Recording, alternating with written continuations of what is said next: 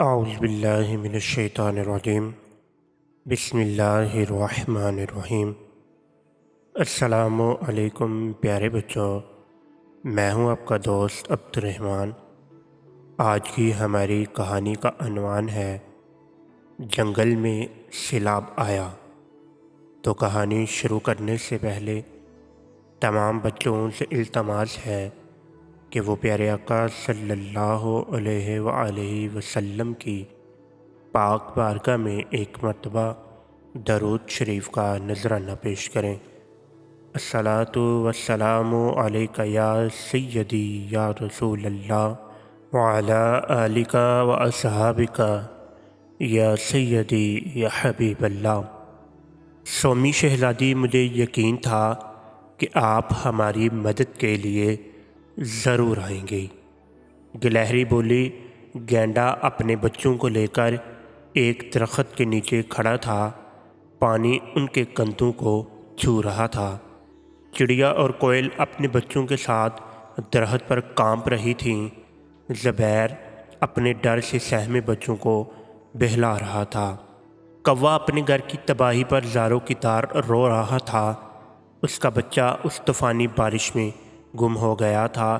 سومی نے اسے تسلی دی۔ لالی اور ہاتھی نے سب پرندوں اور جانوروں کو باری باری کشتی میں بٹھانا شروع کیا۔ اتنے میں سومی کوے کے نیم بے ہوش بچے کو لے آئی۔ الو نے اپنی پوٹلی سے دوا نکال کر اس کے منہ میں انڈیل دی اور اسے ہوش آ گیا۔ سومی ان سب کو جنگل لے آئی جہاں خیمے لگے تھے، ان سب کو کھانا پیش کیا۔ کھانے کے بعد وہ اپنے بچوں کے ساتھ آرام دہ بستر پر لیٹ گئے۔ ہم نے بہت مشکل سے اپنے گھر بنائے تھے، اب دوبارہ سے ہمیں محنت کرنی ہوگی، چڑیا یہ کہہ کر رونے لگی۔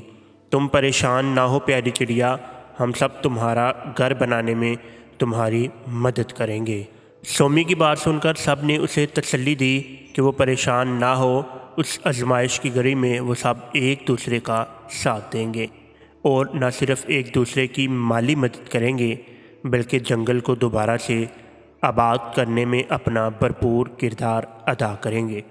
سومی جنگل کی بحالی کے بعد ہم آئندہ ہونے والی بارشوں اور سیلاب سے بچاؤ کے لیے اہم اقدامات اٹھائیں گے تاکہ ہمیں آنے والے سالوں میں ایسی تباہی کا سامنا نہ کرنا پڑے۔